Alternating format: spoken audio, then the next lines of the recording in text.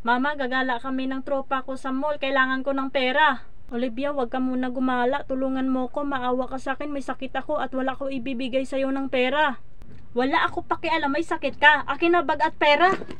Olivia, maawa ka. Wag mo kukunin ng pera ko. Pambili ko ng gamot. Bahala ka sa buhay mo. Diyan ka lang. Nanay, may nag-text si Tita Junalyn sa akin. Ang sabi niya daw, humingi siya tulong, may sakit siya. Kailangan, puntahan ko siya sa bahay niya. Sige Mary, mag-ingat ka. Sige po. Tita?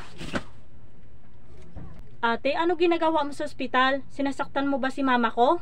Hindi, tinulungan ko siya. At ikaw, sumama ka pa sa tropa sa mga walang kwenta at wala ka pakialam may sakit si Tita Junalyn. Ate, hindi na ako uulit, maawa ka sa akin.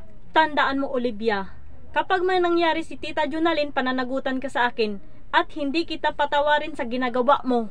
Ate, halika rito, gumising na si mama. Olivia, Mary, nandyan pala kayo. Nasaan na tayo?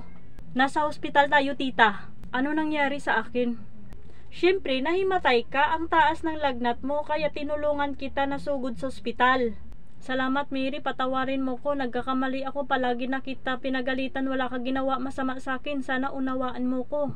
Okay lang Tita Junalyn sa sitwasyon mo. Naintindihan kita. Tanggapin ko, magkamali ako. Huwag ka na mag-alala. Ako na magbayad sa ospital.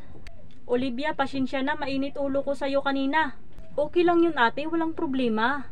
Tita Junalyn, uuwi na ako sa bahay. Wala si nanay kasama. Ikaw na lang bahala kay Olivia. Salamat Mary. Mag-ingat ka palagi.